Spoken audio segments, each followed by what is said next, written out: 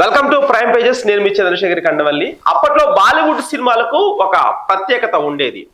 ఏ hero అయినా బాలీవుడ్ లో తమ అదృష్టాన్ని పరీక్షించుకోవాలని ఎదురు చూసేవాళ్ళు. కానీ 5 సినిమాలతో సీన్ రివర్స్ అయ్యింది.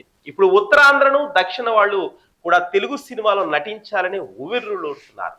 ఇక హీరోయిన్లు అయితే తెలుగు సినిమాలో ఛాన్స్ వచ్చిందంటే లైఫ్ సెటిల్ అయినట్టే అంటూ ఫిక్స్ అయిపోతున్నారు.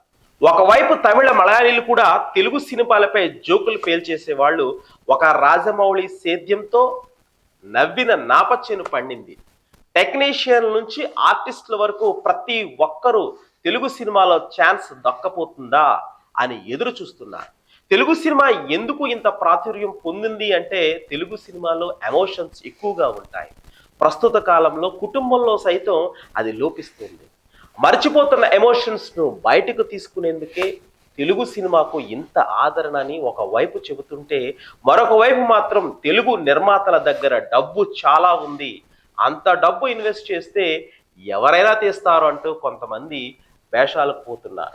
ఆ నమ్మకం మీ నిర్మాతలకు మీరు కల్పించకపోతున్నందుకు సిగ్గుపడాలి అంటూ ఇటీవల జరిగిన ఒక వెబినార్లో ఆసక్తికరమైన చర్చలు జరిగాయి. ప్రస్తుతం పుష్ప, త్రిబుల్ ఆర్, కేజీఎఫ్ 2 చిత్రాలు దక్షిణాది బాక్సాఫీస్ లో కలకలం సృష్టించిన విషయం తెలిసింది. ఈ విషయంపై ఇటీవల పలు రకాలుగా స్పందిస్తున్నారు. ఆ మధ్య జాన్ అబ్రహాం నేను రీజనల్ సినిమాల్లో నటించాను అని స్టేట్మెంట్ ఇవ్వడంతో బాలీవుడ్ రీజనల్ కాదా, హిందీ జాతీయ భాష అని ఎవరైనా రాసిచ్చారా, ఒకసారి ఆ రైట్ టు యాక్ట్ ద్వారా తెలుసుకోండి అంటూ వివాదం చెలరేగింది. మరోవైపు అజయ్ దేవగన్ కూడా తన మనస్సులో ద్వేషాన్ని బయటపెట్టారు. ఇటీవల అభిషేక్ బచ్చన్ కూడా బాలీవుడ్ లో టాలెంట్ లేదు అనడం సరికాదు అంటూ బయటపెడుతున్నట్టు పలు పత్రికలు రాస్తాయి.